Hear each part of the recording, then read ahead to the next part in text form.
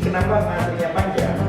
Karena kan di dalam kereta ini dibatasi pendidikan ya kan Ya. kan tanggal 13 Juli dimulai AKB, mulai ada perubahan-perubahan kebijakan seperti ojol diizinkan misalnya.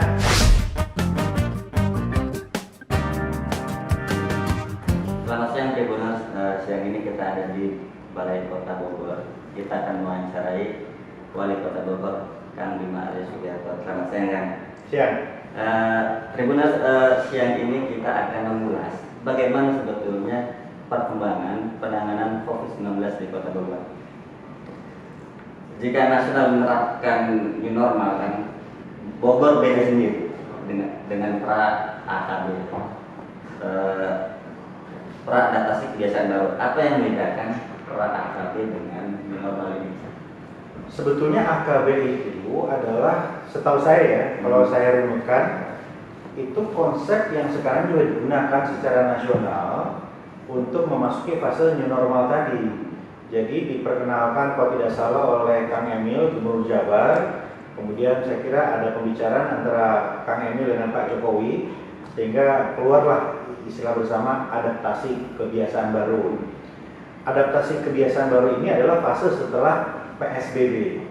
Jadi kalau PSBB-nya sudah dinyatakan selesai, masuklah fase AKB. Nah, tetapi Pak Gubernur Jawa Barat, Kang Emil, menyampaikan kepada kami, kepada Bodebek, Bogor, Depok, dan Bekasi, Jabar boleh masuk AKB kecuali Bodebek. Jadi artinya kami berbeda dengan daerah lain di Jawa Barat, khusus di Bogor, Depok, dan Bekasi ini, kita belum bisa memasuki fase AKB. Karena kenapa? Karena berbatasan dengan Jakarta. Walaupun perkembangan COVID sendiri di kami sekarang relatif landai, cuman karena dekat dengan Jakarta, maka masih dianggap hati-hati. Karena itu kami namakan di Kota Bogor ini adalah fase pra AKB. Jadi bersiap-siap memasuki fase AKB, mulai ada perubahan-perubahan kebijakan seperti ojol diizinkan misalnya, dan tempat wisata secara bertahap juga diizinkan dengan protokol kesehatan yang kuat. Sebelum menuju ke AKB, rentang waktunya berapa lama kan? Untuk penerapan 1 bulan. AKB. Jadi kita lihat 1 bulan ini, kalau 1 bulan ini baik, ya bisa saja kemudian kita mau masuk AKB. Tapi kan ini juga sangat tergantung kepada tren yang ada di Jakarta. Ya, kita berharap tentunya di Jakarta tren COVID-nya juga melandai sehingga koordinasi lebih enak. Jangan sampai kita memasuki fase AKB, tapi di Jakarta masih belum aman. Karena kan Bogor, Jakarta banyak sekali yang beririsan. Bahkan kalau kita lihat data-data kasus positif di Bogor, itu sebagian besar ya terkenanya di luar kota, terutama di Jakarta. Apa yang dilarang atau pelonggaran yang didapat masyarakat dari di masa pra AKB ini? Yang belum boleh adalah pendidikan, sekolah belum. Ya, saya kira ini masih sampai akhir tahun, sampai awal tahun depan. Kemudian resepsi di hotel kita lihat dulu siap atau enggak protokol kesehatannya. Kalau nggak siap belum. Kemudian kegiatan-kegiatan olahraga yang high risk seperti sepak bola, kemudian basket itu belum. Berenang juga belum. Karaoke, hiburan malam belum. Karena ini sangat tinggi risikonya. Ya.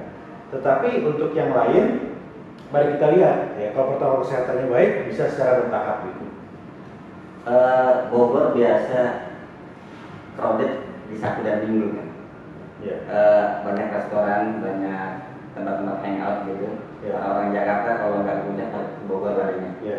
Bagaimana untuk tetap memantau pra AKB ini tetap berjalan untuk di lini-lini sektor ekonomi seperti Ya. restoran dan segala macam. Kalau di mall kita semua pasang CCTV.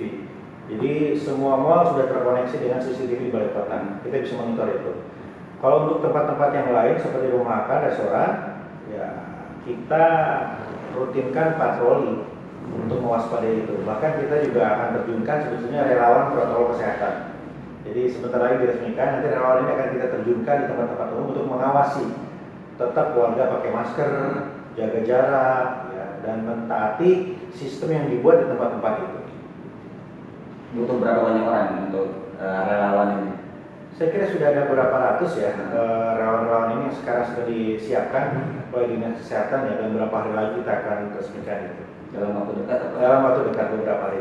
Tadi menyinggung soal sektor pendidikan ya, Iya. kan tanggal 13 Juli dimulai sekolah. Itu Tapi kan, tidak untuk tatap muka. itu kan tahun ajarannya dimulai, Oke. tapi tatap mukanya kan belum dalam waktu dekat. Prediksinya kalau Kota Bogor sendiri Mungkin gimana? awal tahun atau paling cepat akhir tahun ini.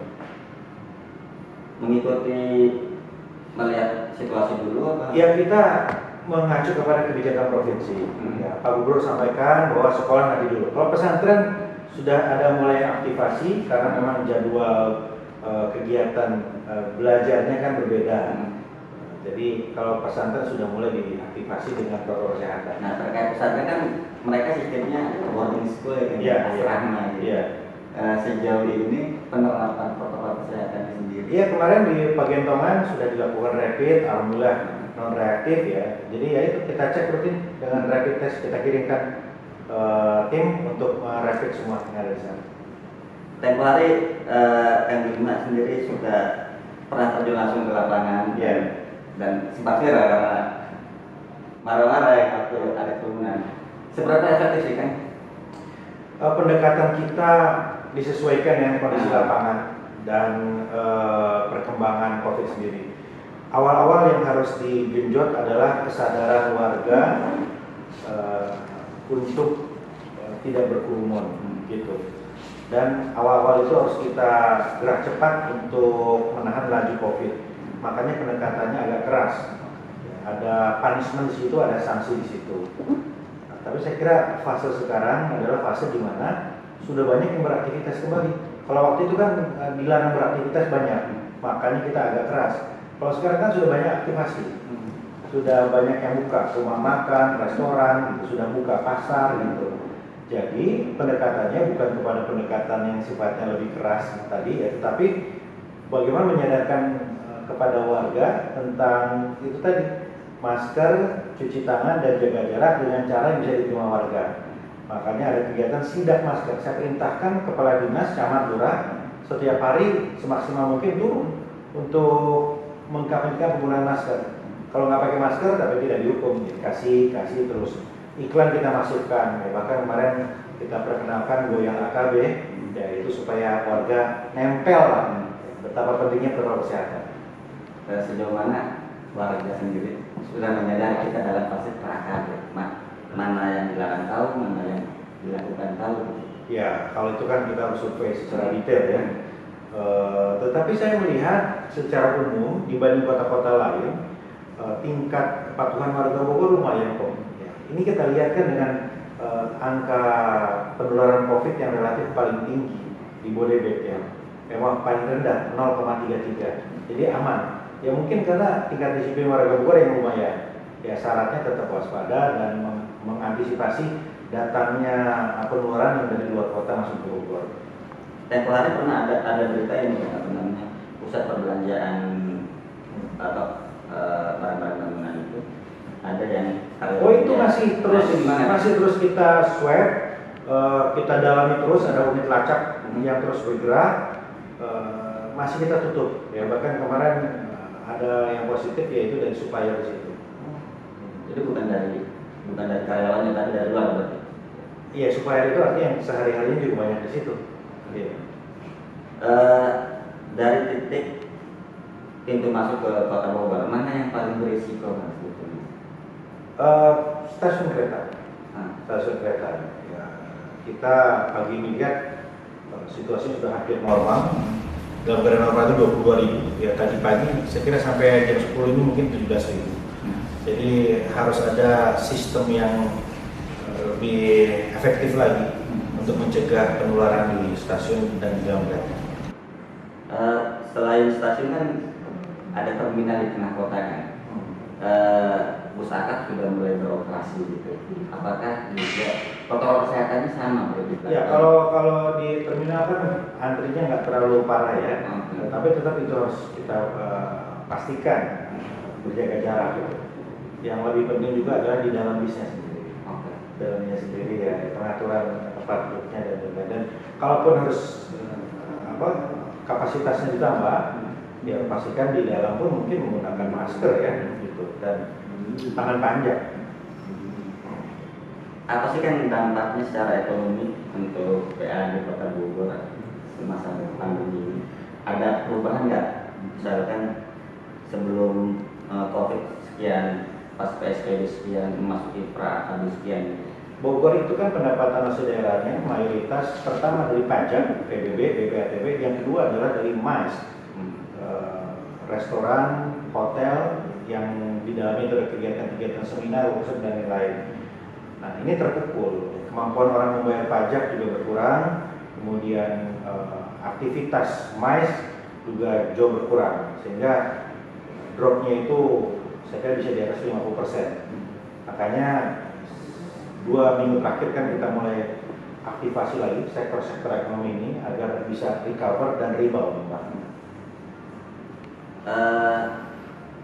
Apa tawaran dari Pemkot Bogor kepada pengusaha-pengusaha yang misalkan yang sektornya di mas gitu, restoran, perhotelan? Protokol kesehatan kita akan buka dengan catatan protokol kesehatannya baik. Itu jadi seperti kemarin yang memenangkan award itu yang dari Bogor, restoran Bumi Aki. Itu karena mereka melakukan protokol kesehatan yang baik, ya kita buka, akhirnya orang datang terus gitu.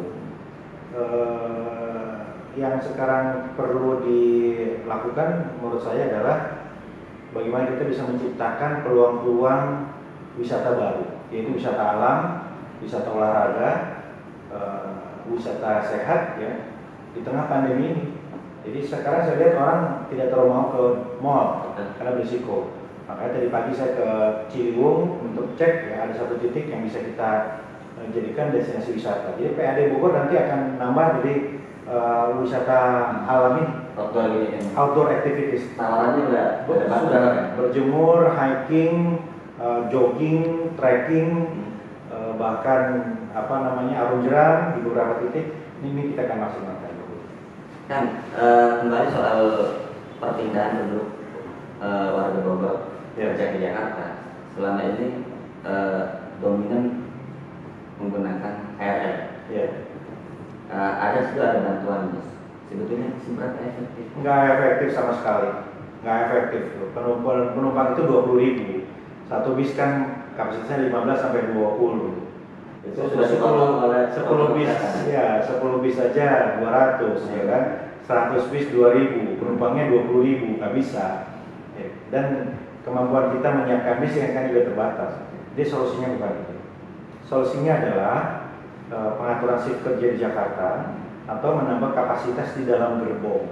Jadi saat ini dalam gerbong ini kapasitasnya 35%. Jadi tingkatkanlah dengan catatan protokol kesehatan tetap diawasi dengan lebih ketat. Mana yang paling mungkin kalau misalkan soal shift kerja itu kebijakannya Pemprov DKI, sementara opsi kedua diperbanyak gerbongnya? Itu bukan diperbanyak gerbong, gerbongnya sudah maksimal. Kapasitas di dalam gerbongnya ditambah. Sekarang ini gerbong itu cuma 35%, jadi belum 100%. Jadi harus ditambah. Ini kenapa ngantrinya panjang? Karena kan di dalam keretanya dibatasi hanya 35%. Jadi harus ditambah 50%, 70%, ya. Tetapi dipastikan ada protokol kesehatan. Nah, sekarang ini kan nggak bisa bersebelahan. Nah, jadi boleh maksudnya ditambah bersebelahan asal kita tes swab rutin di kereta seminggu sekali. Kemudian kereta selalu dibersihkan, selalu dilap. Kemudian penumpang diwajibkan menggunakan face shield bahkan ya dengan tangan panjang misalnya seperti itu. Soal shift kerja itu memungkinkan kan gitu ya? Ya itu tergantung koordinasi antara Jakarta dan instansi-instansi lain. Itu bukan kewenangan kami. Pesan apa yang ingin kami sampaikan buat warga Bogor terkait kita memasuki masa pandemi? Kuncinya adalah disiplin kita. Jadi hari ini siapa yang bertahan, siapa yang selamat, insya Allah adalah orang-orang yang disiplin sebetulnya. Jadi betul-betul waspada karena setiap saat virus ini mengintai di sekeliling kita. Itu tidak megang barang sembarangan, menyentuh wajah, cuci tangan, pakai masker, dan selalu jaga jarak. Cuci tangan mudah, Pakai masker juga mudah. Yang paling sulit adalah menjaga jarak. Karena kebiasaan kita adalah kebiasaan yang berdekatan. Oke, terima kasih. Terima kasih. Waktunya Ya, kan. terima kasih. Terima kasih Tribuners. Kita baru saja wawancara dengan Kang Bima Arya. Untuk warga Bogor tetap jaga jarak, patuhi protokol kesehatan, kita sama-sama menjaga agar tidak terdampak oleh virus COVID-19.